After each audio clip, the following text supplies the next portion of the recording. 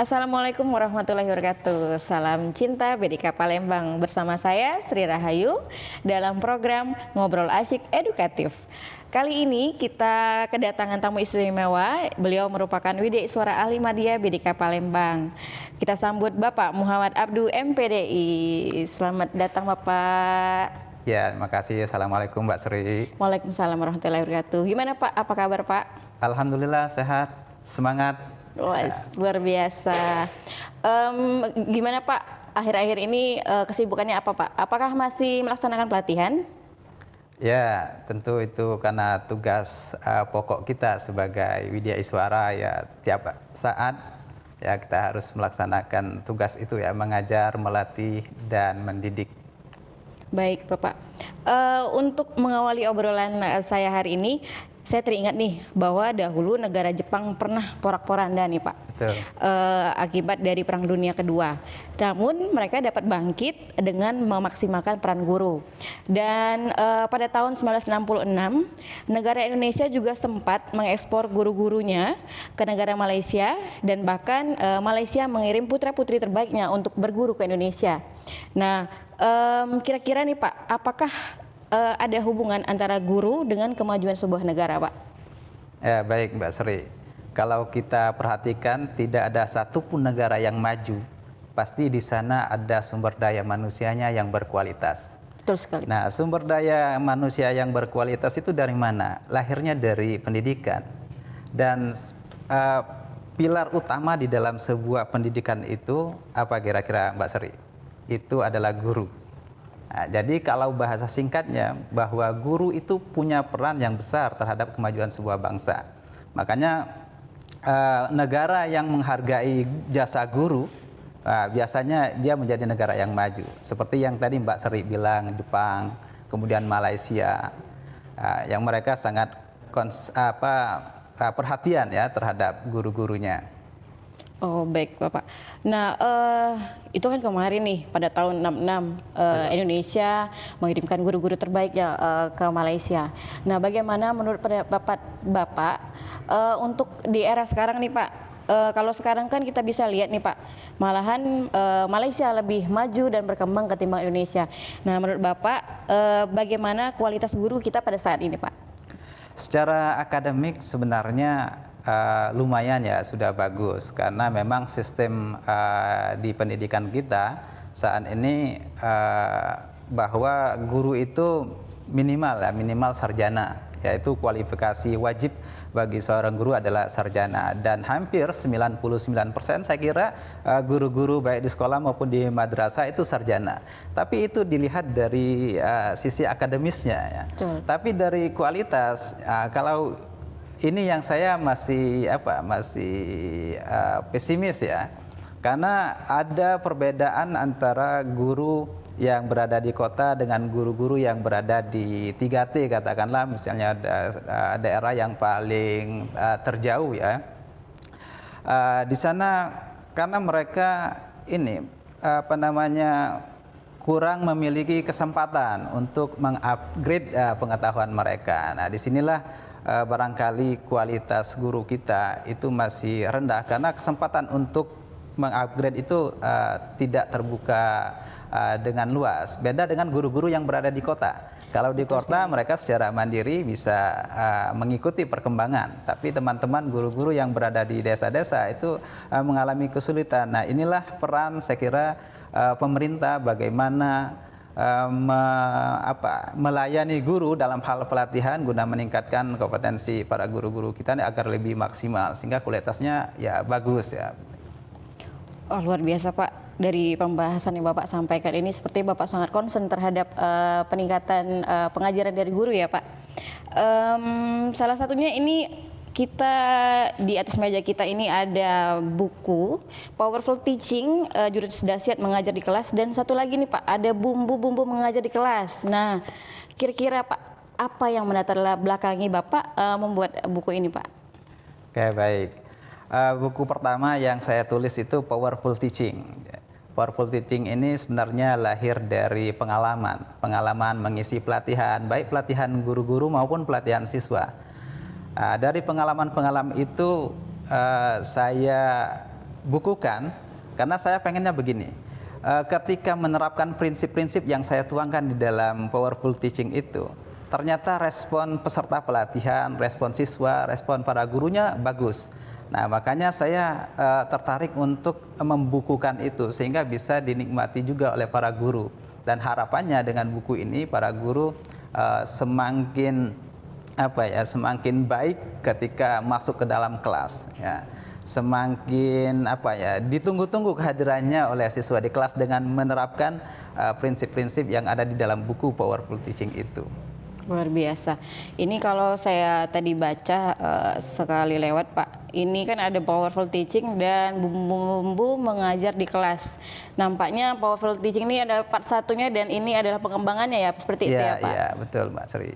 Dan saya sempat nih Pak, pada halaman 38 pada powerful teaching ini, saya melihat ada kalimat afirmatif nih yang berbunyi, siswaku, siswa yang hebat, sekolahku, sekolah yang terbaik, dan cara mengajarku cara yang dahsyat. Nah, mungkin bisa di-share nih Pak, kira-kira makna dari kalimat afirmatif itu seperti apa Pak? Ya, siswaku siswa yang hebat. Ini dalam rangka mengubah mindset para guru ya. Karena para guru itu kadang-kadang terjebak dengan kondisi siswa yang misalnya kondisinya lambat untuk menyerap materi, itu dianggap sebagai siswa yang katakanlah bahasa vulgarnya itu siswa yang bodoh. Betul. Padahal kan tidak, bahwa semua siswa itu cerdas. Dan menurut Howard Gardner ada 8 kecerdasan sesungguhnya yang dimiliki oleh setiap orang. Nah, makanya ini perlu diubah mindset para guru kita bahwa siswa kita siswa yang cerdas.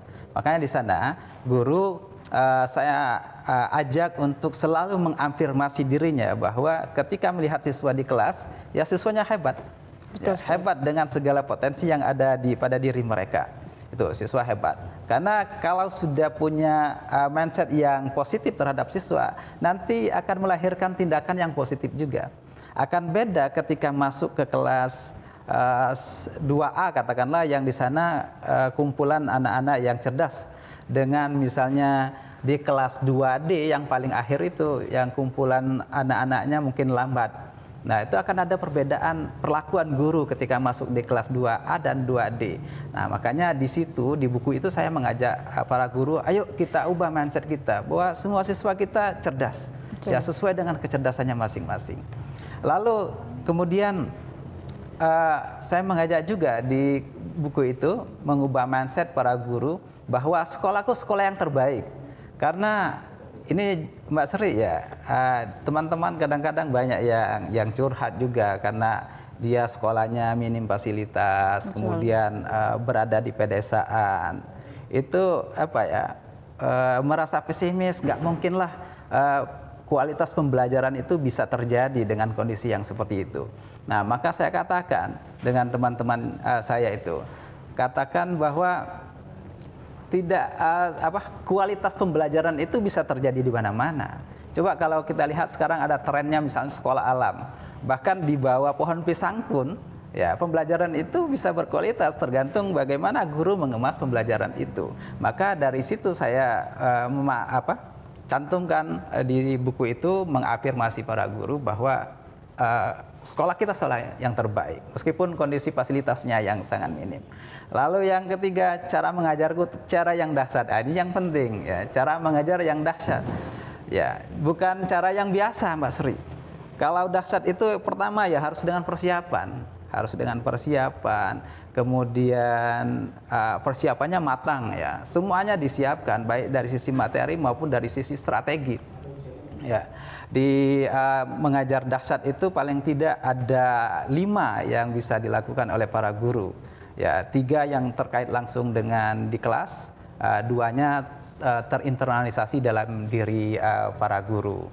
Ya, yang pertama yang di dalam kelas itu awali dengan menarik, kedua laksanakan proses dengan menyenangkan, ketiga tutup akhiri pembelajaran dengan mengesankan. Oh, kalau sudah 3 ini Mbak Sri, ini sudah luar biasa. Lalu di 2-nya terpatri di dalam diri guru. Lakukan dengan kasih sayang, kemudian contohkan dengan keteladanan. Itu menurut saya itu yang dahsyat ya, mengajar yang dahsyat seperti itu. Masya Allah, sama kayak jargonnya Balai Diklat ya Pak, cinta ya Pak. Iya. Lakukan semuanya dengan cinta, insya Allah lahirnya dengan cinta juga berarti, betul ya Pak. Betul. Nah, dari keseluruhan pembahasan yang Bapak sampaikan, tentunya sudah terangkum di buku yang Bapak buat ini ya Pak. Oke, keren sekali Pak. Pastinya bikin makin penasaran guru-guru nih. Bagaimana sih caranya untuk memiliki buku-buku ini Pak? Kira-kira untuk memperolehnya itu bagaimana kita Pak? Oke, baik. Sebelum sampai ke sana, saya ingin mengulas dulu secara utuh ya di dalam buku itu. Karena di dalam buku ini saya pengen para guru kita itu menjadi guru yang menginspirasi. Betul sekali. Ya, guru yang memberikan pengaruh. Mbak Sri pernah nonton nggak film Freedom Writer? Ya, Freedom Writer itu mengisahkan tentang seorang guru bahasa Inggris ya di California sana. Dia mengajar di sebuah kelas 203. Siswa-siswanya itu Mbak Sri luar biasa berandalannya ya. Mereka rata-rata sudah pernah di penjara. Dan kemudian di kelas itu bawa senjata tajam, bawa narkoba, bawa minuman keras, dan semua kehidupan mereka itu dilakukan dengan kekerasan. Ya. Coba bayangkan kalau masuk ke kelas yang seperti itu. Nah, Erin Glowell ketika masuk ke kelas itu pertamanya ya sama, nangis ya ketika diajak siswanya untuk belajar, mereka nggak mau belajar. Kemudian malah membentak-bentak Erin Glowell kan. Tapi Erin Glowell tetap berjuang bagaimana menundukkan siswa-siswa yang berandalan itu. Nah, akhirnya dengan strategi dia melakukan itu ternyata dia bisa menundukkan siswa-siswanya dan berhasil menjadikan para siswanya itu menjadi siswa yang bermanfaat di masyarakatnya. Nah, saya pengen para guru kita itu bisa menginspirasi seperti itu, bisa memberikan pengaruh. Ya. Nah, makanya saya kemana-mana Mbak Sri, di tiap pelatihan saya mengkampanyekan powerful teaching ini, mengajar dahsyat, karena pengennya guru kita itu ya menginspirasi. Dan untuk menjadi guru inspiratif itu memang harus didasari dari niat yang yang tulus ya. Nah, di buku ini saya awali dengan judul Guru Hebat Sepanjang Zaman. Guru Hebat Sepanjang Zaman itu siapa Mbak Sri? Dialah Rasulullah Shallallahu Alaihi Wasallam. Jadi tidak ada yang bisa memungkiri bahwa Rasulullah adalah guru yang paling hebat sepanjang zaman. Di antaranya dan luar biasa banyak sebenarnya. Di antaranya Rasulullah itu mengajar sesuai dengan kondisi orang yang menerima.